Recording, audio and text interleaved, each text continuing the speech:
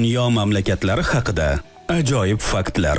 Qachondir o'tirgan stolingizdan turmasdan sayohatga chiqishni orzu qilganmisiz? Hozir buni amalga oshiramiz desak, nima deysiz? Ekran orqali eng qiziqarli sayohatga tayyorlaning.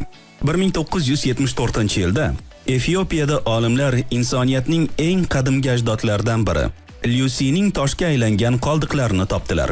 Bu insoniyat biz o'ylagandan ancha avval paydo bo'lganining ilk dalili edi. 5000 yil oldin Xitoyda cho'plar ovqat pishirish uchun ishlatilgan, yeyish uchun emas. Hindiston dunyodagi eng katta pochta tarmog'iga ega. Mamlakatda 155 dan ortiq pochta bo'limlari mavjud bo'lib, ulardan biri suv ustida suzadi. Millionerlar soni eng yuqori bo'lgan mamlakat Amerika. Bu yerda ularning 18,5 milliondan ortig'i yoki dunyodagi umumiy millionerlarning 40% yashaydi. Indoneziyada dunyodagi eng katta kaltakessak Komodo ajdahosi yashaydi. Hayvonlar 5 ta kichik orollarda istiqomat qiladi va odamdan da kattaroq jonzotlarni yengishga qodir. Dunyodagi futbol to'plarining 40% dan ortig'i Pokistonning Sialkot shahrida ishlab chiqariladi. Braziliyada delfinlar baliqchilarga yordam beradi. Odamlar loyqa suvda hech narsani ko'ra olmaydi. Delfinlar esa baliqni payqagach, suvga sho'ng'ib yoki dumi bilan suvga urib signal beradilar. Nigeriyada Nollywood deb ataladigan kino sanoati mavjud. U premyeralar soni bo'yicha dunyoda 2-o'rinda turadi. Bangladesh iqlimi subtropik musson sifatida tavsiflanadi. Biroq bu yerda siz 4 ta emas, 6 ta mavsumni kuzatishingiz mumkin. Yoz, yomg'irli mavsum, kuz, salqin fasl, qish va bahor.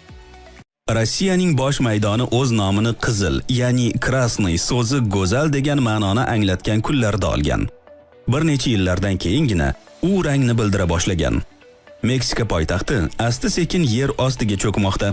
Gap shundaki, shahar bir vaqtlar vulqon kraterida paydo bo'lgan ko'lning markazida qurilgan.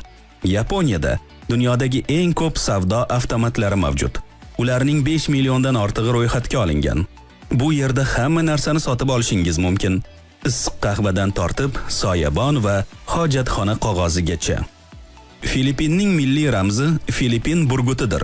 Bu qush hajmi va qanotining uzunligi bo'yicha dunyodagi eng katta qush sanaladi. Misrdagi Xeops piramidalari tarix 7 mo'jizasining eng qadimiysi hisoblanadi.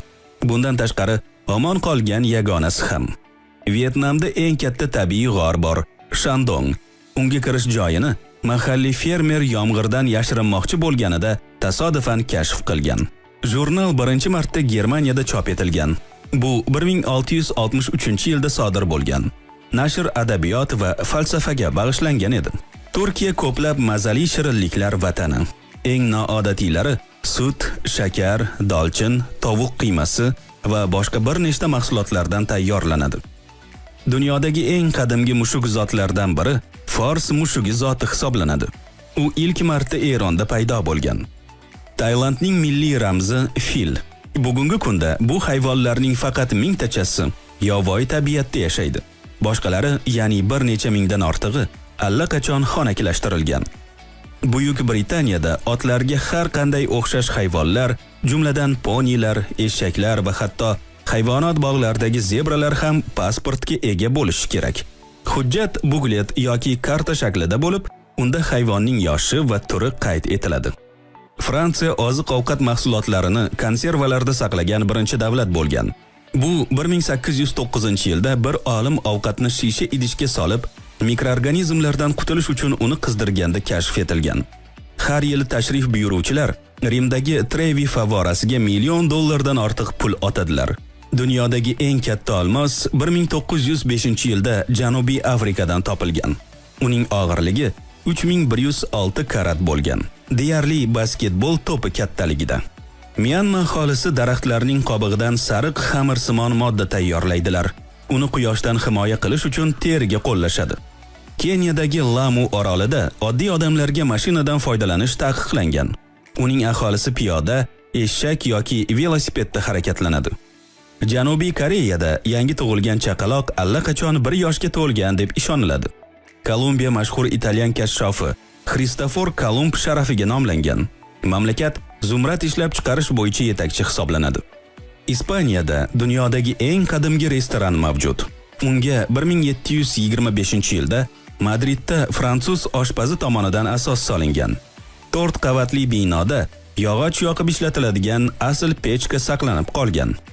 Jinoyatchilar birinchi marta barmoq izlari orqali Argentinada aniqlana boshlagan. Ugandada mingdan ortiq qush turlari mavjud. Bu dunyodagi qushlar populyatsiyasining 10dan 1 qismidan ham ko'proq. Jazoirning milliy g'ururi, tulkilarning eng kichik vakili Feniksdir. Jazoir milliy futbol jamoasi norasmiy ravishda Fenikslar sifatida tanilgan. Sudanda Misrdan ko'ra ko'proq piramidalar mavjud. Taxminan 200 tadan 250 tagacha. Misrda bor yo'g'i 138 ta piramida bor. Polyaklar 19 ta Nobel mukofotini qo'lga kiritishga muvaffaq bo'lgan. Bular orasida 4 ta tinchlikparvarlik uchun, 4 ta fizika va 6 ta adabiyot yo'nalishidagi mukofotlar bor. Juda g'alati harorat o'zgarishi Kanadada yuz bergan. 1962-yilda Albertada havo harorati 1 soat ichida -19 darajadan +22 darajagacha ko'tarilgan. Qizig'i shundaki, o'sha yili mamlakatda Gavay pizzasi ixtiro qilingan. Dunyodagi eng qadimgi universitet Marokashda joylashgan. U 859-yilda tashkil etilgan. Saudiya Arabistonida tuyalar o'rtasida go'zallik tanlovi o'tkaziladi. Unda minglab hayvonlar ishtirok etadi. Sovrin jamg'armasi $370,000 dan oshadi. Dunyodagi eng yirik oltin konlardan biri O'zbekistonda joylashgan. U Muruntau deb ataladi. Agar siz Parax yarim orolidan Peru janubiga dengiz orqali borsangiz, kichkina orol qirg'oqlari bo'ylab bemalol aylanib yurgan pingvinlarni ko'rasiz. Biroq qoidalarga ko'ra, bu yerlarga tushish qat'iyan taqiqlanadi. O'rganilgan eng katta g'or Malayziyada. U Borneo orolida joylashgan bo'lib, hajmi futbol maydonidan 30 barobar katta. Ehtimol Braziliyadagi mashhur samba raqsi Angola ta'sirida vujudga kelgan bo'lsa kerak. Bu mamlakatda samba deb nomlangan shunga o'xshash raqs bor.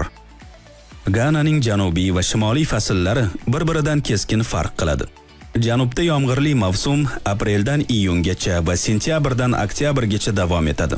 Mamlakatning shimoliy qismida esa yomg'irli mavsum martdan noyabr oyining o'rtalariga qadar cho'ziladi. Venesuelada Angel deb ataladigan sharshara bo'lib, u rekord balandlikdan doimiy ravishda suv tushishi bilan maqtana oladi. Yozda bu hudud shu qadar issiq bo'ladiki, suv yerga yetib kelmasdan bug'lanadi. Madagaskar flora va faunasining taxminan 90%ni boshqa joydan topib bo'lmaydi. Turli xil landshaftlar va iqlim zonalari tufayli Kamerun kichkina Afrika deb ham ataladi. Bundan tashqari, bu yerda 200 dan ortiq tillarda so'zlashishadi. Côte d'Ivoire dunyodagi eng yirik kakao lovyalari ishlab chiqaruvchisi hisoblanadi. Jahon shokoladi uchun xom ashyoning 30% shu yerda yetkaziladi. Nigeriyada dunyodagi eng uzoq tarixga ega petrogliflar bor. Ularning yoshi 7 dan 9 ming yilgacha yetadi. Bu yerda 2 boshli jirafalar rasmini ham uchratish mumkin. Nepal dunyodagi to'rtburchak bayroqqa ega bo'lmagan yagona davlat. Bu an'ana yuzlab yillardan beri davom etib kelmoqda. 1,5 ming yil oldin qurilgan Sigiriya qal'asi Shri-Lankada joylashgan. Mamlakatning eng mashhur diqqatga sazovor joylaridan biri hisoblanadi u. Dunyodagi eng qadimgi mumiyalar Chilidan topilgan. Ulardan ba'zilarining yoshi 5-7 ming yilga yetadi. Malavida dunyodagi baliq turlarining maksimal soni qayd etilgan ko'l bor. Bu yerda mingdan ortiq turlar yashaydi. Lekin ularning bari bir xil emas. Olma DNKsi tahlili meva Qozog'iston tog'larida paydo bo'lganini ko'rsatdi. Niderlandiya tarjima qilinganda yerdan past degan ma'noni anglatadi. Mamlakatning katta qismi dengiz sathidan pastda joylashgan. Kambodja o'z bayrog'ida bino bo'lgan yagona davlat. Senegalda butunlay mollyuska qobig'idan yasalgan qishloq bor, shu jumladan ko'chalar va binolar ham. Shvetsiyada 221 mingdan ortiq orollar mavjud. Ulardan faqat 1000 tasi istiqomat qilish uchun yaroqli sanaladi. Venger alifbosi 44 ta harfdan iborat bo'lib, lotin yozuviga asoslangan. Einstein Shvetsariyada yashab o'qiyotganda o'zining mashhur massa va energiya ekvivalentligi nazariyasini ishlab chiqqan. Bolgariyadagi atirgullar vodiysida dunyodagi atirgul moyining yarmidan ko'p ishlab chiqariladi. Singapur aholisi 11 soniyada 18 metrdan oshiq masofani bosib o'tib, dunyodagi eng tez yuruvchi insonlar sanalishadi. U yerda hayot juda tez. Irlandiya ulkan yashil maydonlari tufayli Zumrad mamlakat deb ataladi. Biroq tog'li hududlari ham mavjud.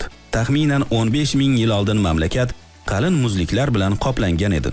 Keyinchalik ohaktoshning harakatlanishi oqibatida tuproqli jinslar ochilib qolgan. Armanistonda shaxmat maktab o'quv dasturiga kiritilgan. Gretsiyada dunyodagi eng qadim zaytun daraxti mavjud va u hali ham meva beradi. Ushbu daraxt Kritda o'sadi va uning yoshi 2 dan 4 ming yilgacha deb taxmin qilinadi. Maldiv orollari rekord darajada tekis maydonga ega. Maksimal yuqorilik dengiz sathidan 240 cm dan oshmaydi. Ishi oyni bezab turgan dunyodagi yagona inson belgiyalik rassomdir.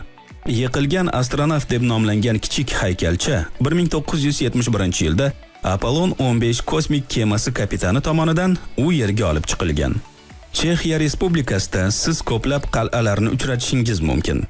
Iordaniyadagi qadimgi shahar Petra ko'pincha pushti shahar deb ataladi. Bu laqab shahar o'yib qurilgan toshlari sababli berilgan. Agar siz bugun yangi narsalarni o'rgangan bo'lsangiz, iltimos ushbu videoga like bosing va uni do'stlaringiz bilan baham ko'ring.